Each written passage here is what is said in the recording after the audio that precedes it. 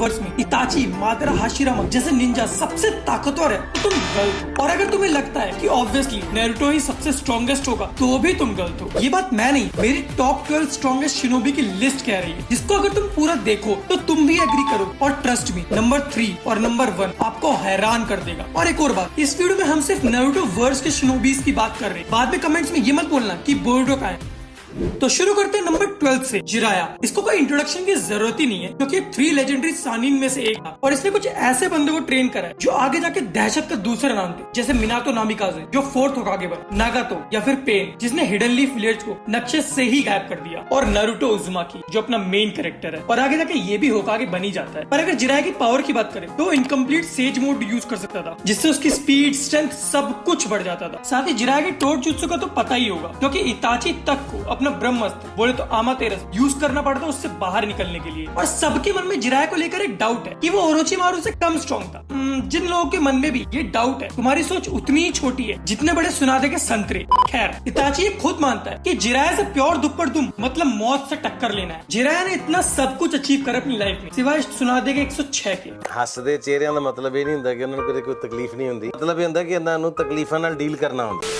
Number 11 पे आता है ककाशी उचिया, सॉरी ककाशी हटाके। इसे अपन कॉपी निंजा के नाम से भी जानते हैं क्योंकि इसने अपने शारिंगान की मदद से 1000 से भी ज्यादा जुत्सुस को कॉपी कर रखा था। पर वो बात और है कि इसे वो शारिंगान भीख में मिली थी ओबितो से। ककाशी ने अपनी नारुतो की लाइफ में बहुत ही तगड़े तगड़े फीट्स को अचीव करा था। उनमें से 2 जो सबसे बड़े थे वो तो चिदोरी और कामोई। अब बहुत लोगों के दिमाग में आ रहा होगा उसका कंप्लीट सुसानो, पर वो उसका नहीं था। वो ओबितो ने उसे एज अ वेसल यूज करा था और तभी उसके अंदर सेज ऑफ 6 पाथ का चाकरा आ गया था। इसी वजह से वो अपने कंप्लीट सुसानो बना पाया था। पर ककाशी का सबसे बड़ा फीट जो उसने अपनी पूरी लाइफ में अचीव करता और जिसकी वजह से वो इस लिस्ट में नंबर 11 पे है, वो है इताची की गेंजुत्सु में फंस जाना। मजाक कर रहा हूँ। नंबर 10 पे आता है इताची उचिहा और द क्लैन किलर इताची। कुछ लोग इसे गॉड ऑफ गेंजुत्सु ही बोलते हैं। अब ये डिबेट मैं तुम पे छोड़ता हूँ कि गॉड ऑफ गेंजुत्सु शिशोई है या फिर इताची। पर अपने इताची भाई की लाइफ में दिक्कतें बहुत रही हैं। इसने अपने पूरे क्लैन को मार दिया और जिसके लिए मारा उसी विलेज ने इसे गद्दार घोषित कर दिया। और तो और उसका एक लौता भाई इसकी खून का प्यासा था। उसके बाद भाई को बीमारी भी हो गई।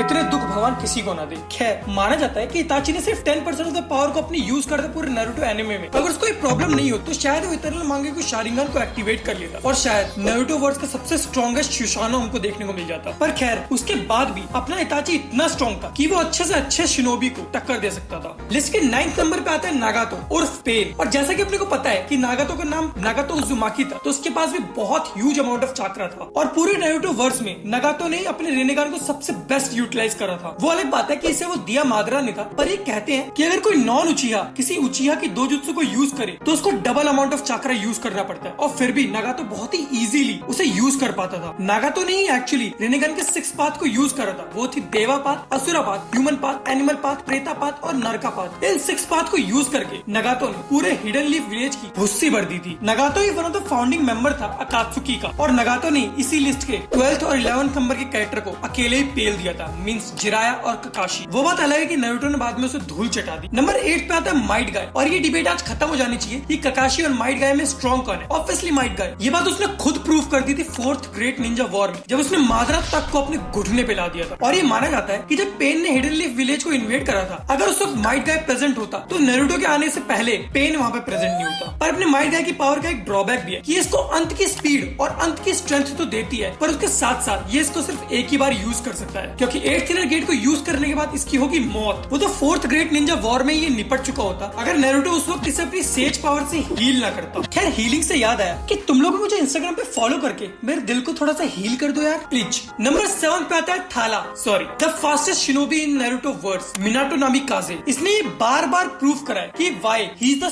Fastest shinobi in Naruto verse. फिर भले ही वो राइकागे की लाइटनिंग स्पीड से बचना या फिर माइट गाय की 8th इनर गेट की स्पीड को सरपास करना हो, सिर्फ फास्टेस्ट ही नहीं, कहा जाता है कि मिनातो के पास चाकरा रिजर्व भी बहुत ज्यादा था। और ये चीज उसने प्रूव कर दी जब उसने 9 टेल का बीस्ट बॉम्ब को टेलीपोर्ट कर दिया था अपने फ्लाइंग राइजिन की मदद से। अगर मैं तुम लोगों को फ्लाइंग राइजिन एक्सप्लेन करूं तो बेसिकली अगर तुम इसमें किसी भी चीज को टेलीपोर्ट कर रहे हो तो तुम्हें उसका जितना भी चाकरा है वो भी टेलीपोर्ट करना पड़ेगा। और तुम सोच ही सकते हो कि एक टेल्ड बीस्ट बॉम्ब में कितना ह्यूज अमाउंट ऑफ चाकरा होता होगा। और अपने मिनातो का भी सैक्रिफाइस कुछ कम नहीं था। नंबर 6 पे आता है अपना Hashirama Senju, the God of shinobi. और आई डोंट थिंक सो कि मुझे इसकी पावर लेवल को तुम्हें बताना चाहिए क्योंकि तुम्हें खुद पता है कि इसने जिसने मादरा उचिया को सिंगल हैंडेडली रोक लिया था, और वो भी सिर्फ एक बार नहीं, बहुत बार। पर हाशिरामा के बारे में अभी भी बहुत सारे रहस्य हैं, जैसे उसका सेज जुत्सु। वो आया कहाँ से? क्योंकि नारुतो में सिर्फ 2 जगह पर ही सेज जुत्सु सीखी जा सकती है, एक माउंट म्योबोकू, दूसरा ryuchi केव। पर हाशिरामा के सेज जुत्सु इन दोनों से अलग। और दूसरा सवाल कि हाशिरामा मरा कैसे, जबकि वो सबसे स्ट्रॉन्गेस्ट शिनोबी था? क्योंकि मुझे नहीं लगता कि अगर हिडन लीफ विलेज के सारे शिनोबीज मिल जाए तो भी उसको हरा पाएंगे। पर जो इस लिस्ट के टॉप 5 में है वो हाशिरामा को हरा सकते हैं। तो नंबर 5 पे अपना आता है सास्के उचिहा। तो एंड ऑफ द सीरीज तक सास्के अपने रेनेगान की मदद से बहुत ही ज्यादा स्ट्रॉन्ग हो गया था, और सास्के का रेनेगान कोई ऐसा वैसा रेनेगान नहीं था, वो बाकी के रेनेगान से बहुत ज्यादा पावरफुल, क्योंकि उस पर 6 टोमोई थे, जो अगर किसी ने भी अचीव कर लिए तो उसका मतलब है कि वो अपने रेनेगान को फुल पोटेंशियल पे यूज कर सकता है। और नारुतो की डाटा बुक के अकॉर्डिंग ये रेनेगान बहुत ही कम लोग अचीव कर पाते हैं। और जैसे मांगेक्यू शारिंगन को ज्यादा ओवर यूज करने से तुम अंधे हो जाते हो, वैसे इस रेनेगान को ज्यादा यूज करने से ये गायब हो जाती है। पर वो अलग बात है कि सास्के को बाद में दोबारा से मिल गई थी। पर सास्के ने अपने रेनेगान को सिर्फ एक एनीवेयर डोर बना के रखा, वो सिर्फ इससे टेलीपोर्टेशन यूज करता है। और सास्के के रेनेगान की पावर तो आप लोगों ने 4th निंजा वॉर में देखी ली होगी, जब उसने सारे टेल्ड बीस्ट को कैप्चर कर लिया था और उनको अपने हिसाब से यूज कर रहा था। और उसी के बाद उसने नारुतो का one of the strongest Susanoo activate कर लिया था, इंद्रा सुसानो। पर सास्के की दो जो सबसे बड़ी अचीवमेंट, एक इताची को मारना और दूसरा साकुरा से शादी करना, क्योंकि इताची को मारने के बाद तो साकुरा ही मिलनी चाहिए।